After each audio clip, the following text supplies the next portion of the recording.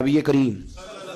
صلی اللہ علیہ وسلم فرماتے ہیں کہ ایک صحابی حضور کی بارگاہ میں آیا، عرض کی یا رسول اللہ صلی اللہ علیہ وسلم پریشان رہتا ہوں اپنی آخرت کے لیے، اور یہ بھی بڑا اللہ کا فضل ہے کہ کوئی آخرت کے لیے پریشان ہو۔ حضور میں اپنی آخرت کے لیے بڑی پریشانی میں رہتا ہوں، کوئی ایسی بات بتا دیں کہ رب مجھے نجات عطا کر دے۔ تو نبی پاک صلی اللہ تعالی علیہ وسلم نے ایک ہی بات ارشاد فرمائی، فرمایا تم اپنے رب کے ساتھ بددیانتی نہ کرنا، اللہ تجھے نجات عطا کر دے گا۔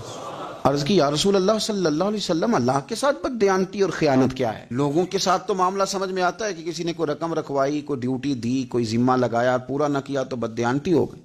اللہ کے ساتھ بددیانتی کا معنی کیا ہے؟ تو نبی پاک صلی اللہ علیہ وسلم فرمانے لگے وہ کام جو تمہیں خالص اپنے رب کی رضا کے لیے کرنے چاہیے تھے،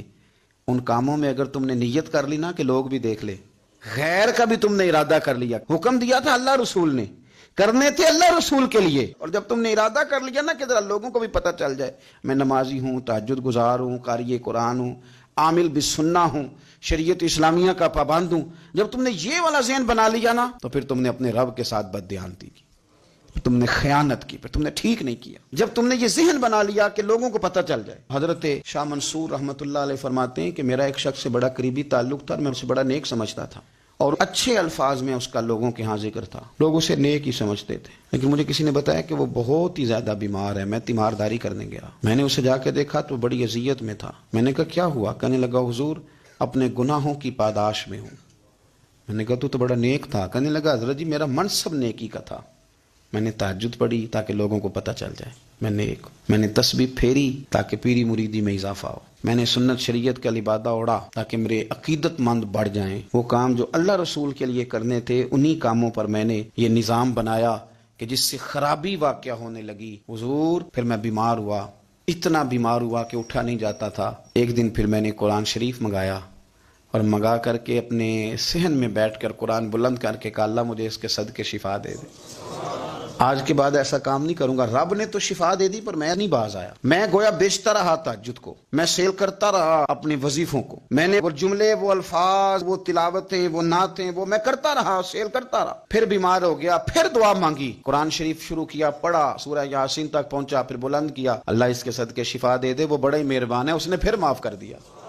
لیکن حضور اس کی بار یہ ہوا ہے کہ میں نے کئی دفعے معافی مانگی، کئی دفعے توڑی، اب میں نے پھر وہی کام کیے لوگوں کو دکھانے کے لیے، لوگوں کو راضی کرنے کے لیے۔ ہمارے پلے کچھ بھی نہیں بچتا،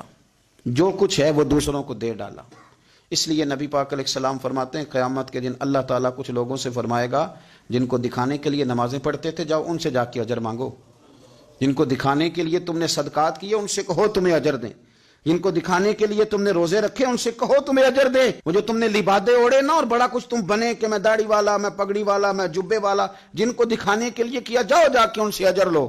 میں تو تمہیں اس چیز کا اجر دوں گا جو تم نے خالص میرے لیے کیا۔ تو وہ شخص کہنے لگا حضور اب میری یہ کیفیت ہے کہ اس دفعہ میں قرآن منگاتا ہوں، پڑھنے کی کوشش کرتا ہوں پر میری زبان پہ جاری نہیں ہوتا،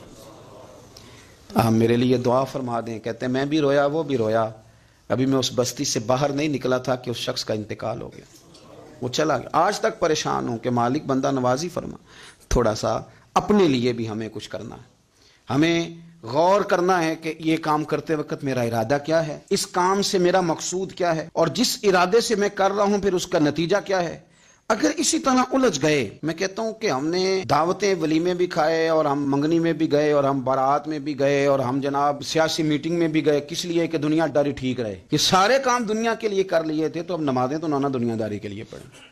یہ سارا کچھ ہو گیا تھا نا دنیا داری کے لیے، تو اب داڑھی حج زکوٰۃ کا معاملہ تو دنیا داری کے لیے نہ کریں۔ اب اس پر تو نہ دھبا ڈالیں، اس پر تو نہ وہی لیبل لگا لیں کہ یہ اوپر بڑا اچھا خوبصورت پیکٹ اور اندر سے نکلے کوئی شے نہ، خرابی ہو جائے اور صبح قیامت جب راز کھلیں تو پھر ہم سے چھپنے کو جگہ ہی نہ مل سکے۔ نبی کریم صلی اللہ تعالی علیہ وسلم نے ہماری تربیت فرمائی، حضور فرمانے لگے مخلص ہو کے عمل کرنا، اگر تھوڑا بھی ہوا تو تمہیں کفایت کر جائے گا، تمہارے لیے کافی ہو جائے گا، تھوڑا بھی ہوا، شرط یہ کہ وہ خالص ہو۔